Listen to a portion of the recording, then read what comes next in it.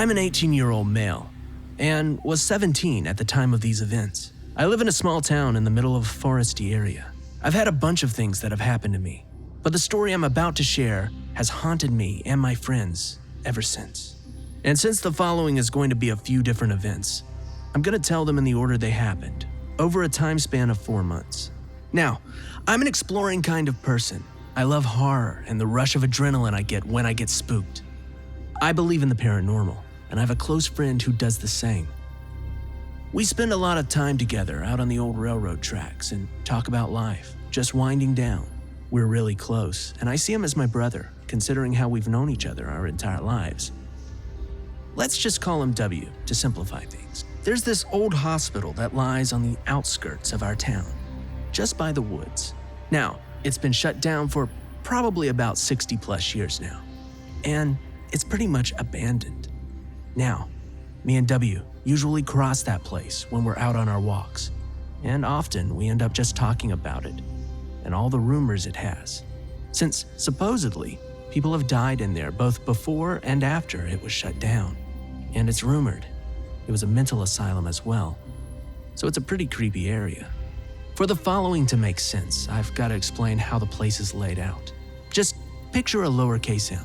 On the top part of the M is where the entrance is, and on the back there are 3 wings, leaving 2 gaps between the wings. It was a late summer night, and the sun had just started to set. Our summer break was almost over, and the night had started to get a lot darker this time around. And we were circling this place, which wasn't as easy as you'd think, as a lot of scrap and old tires were just laying around. And since this place was unkept, we were walking around in waist-high grass. At first, we were just joking around, trying to scare ourselves by sharing thoughts about how someone was probably living in there, staring at us. But that fantasy surely got more intriguing when we started to knock on the door that we found, just because we could, as we both went silent when we heard a faint knock from the inside. This got us quite interested, as we aren't easily scared. We stuck around, knocking on different locations, and at different times we heard knocks back, usually in sets of 3, in a rapid succession. That was what got us hooked in the first place. So, we kept coming back, and finally decided to try and find a way inside. One night, we had found an old porch that was on the back of this place, between 2 of the wings that the place had. And we were having a hushed conversation, as the activity of the place had picked up. And we were trying to discuss how we were going to get up there, and had just decided that we were going to try the old fire ladder that was hanging 3 meters off the ground in the other wing, when we both heard something, the sound of footsteps in the grass. Now note, the 2 of us were standing in one of the corners inside the gap, so we had one way out, and that was towards the corner of the building. We both went quiet, and both turned our heads outwards, towards one of the corners that led out of the high, unkept grass. And just as we did, the sound stopped. Whatever it was, you could hear that it was bipedal, and it was trying to sneak up on us while we were talking, and that it was just around the corner. We looked at each other, and W said the following exact words to me, just barely after a second of processing this. "Let's leg it!" And we did. We ran to the opposite end of the opening, expecting to see something or someone following us when we came out into the clearing. But we didn't. But that did not stop us from running. But the thing that did stop me was when W, who was right behind me as we ran, tripped on an old tire in the high grass. Now, luckily, he wasn't hurt. So after he got up, we took a quick look behind us before jogging out of there, before trying to make sense of what had just happened, since we didn't see anyone. Now, stupid as it was, we kept going there. And the following happened a late afternoon during the fall, as we had just planned how we were going to get in.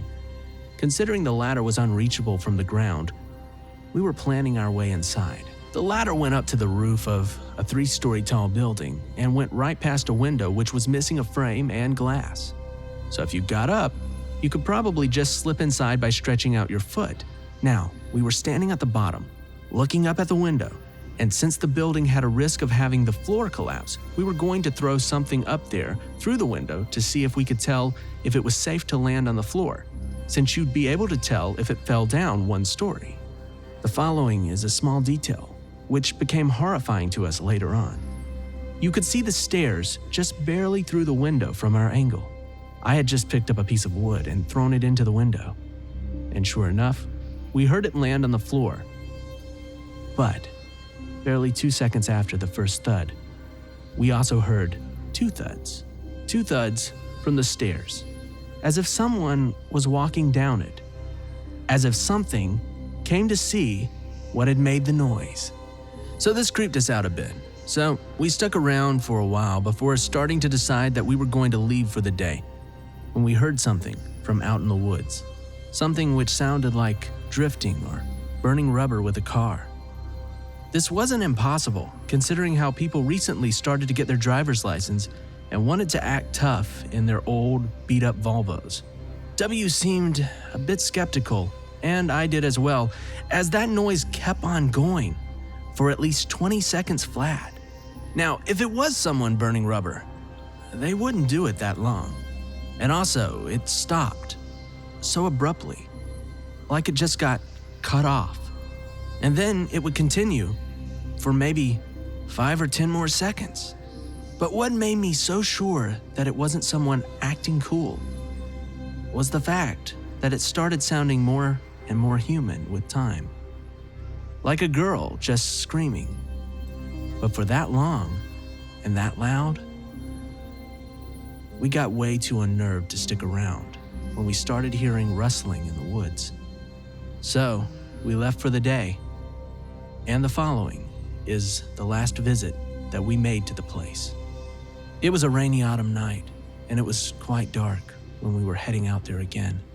We were decently prepared with flashlights, a rope, and gloves to give us a better grip, and we had fully charged phones. The plan was to use the thick rope that we had brought, which had a small loop on one end, to get it around one of the bottom steps of the ladder, and then pull the rope through the loop so that we could climb up and reach the ladder.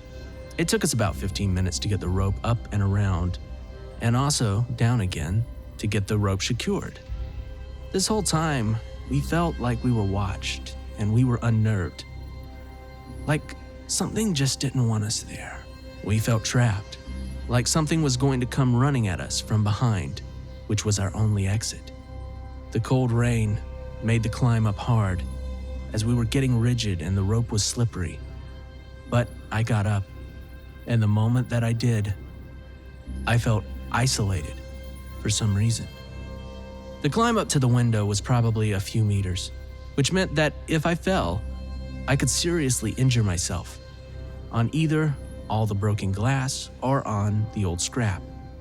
But what terrified me the most was the moment I stepped inside. It was pitch black, and there was this overwhelming weight that came over me. And I felt weak in my entire body. Shining the flashlight around, I saw old needles, dark, brownish spots on the floor and walls, a bloody rag, and rusty old stairs. And also, 2 long hallways, both to the left and the right, that seemed to go on for forever. Something in my mind was convincing me not to turn around, to look down at W. And I could tell it was not out of fear of what I would see out the window, but out of fear of something I'd see when I turned back to look into the darkness. I did my best to try to get W to climb up to join me, but he refused, and I don't blame him. I didn't stay in there for long. As soon as I climbed down, we left, leaving the rope. The feeling of dread stuck with W for quite a while before leaving, but it never really left me, and I always feel like something is following me. This was last year, and it still haunts us. I started wanting to go back there, to go back inside, but W refuses. He won't go that close again. Doing some research, I came to the conclusion of it being a demon that was latched onto me, as they apparently want to get their victims back to the place they latched onto them to get stronger. And also, we did actually go back there during broad daylight not too long after, just to collect the rope while it was still sunny outside. It had a clean cut right where the loop was, leaving a small knot. Now, a reminder that it's roughly 3 to 4 meters up in the air, and the cut was pretty much a perfect one. We still talk about this, and sometimes we see lights in the windows of the old place when we pass it at night. The power was shut down over 50 years ago, so this screws with our mind quite a lot. And we have no clue about what is going on in there.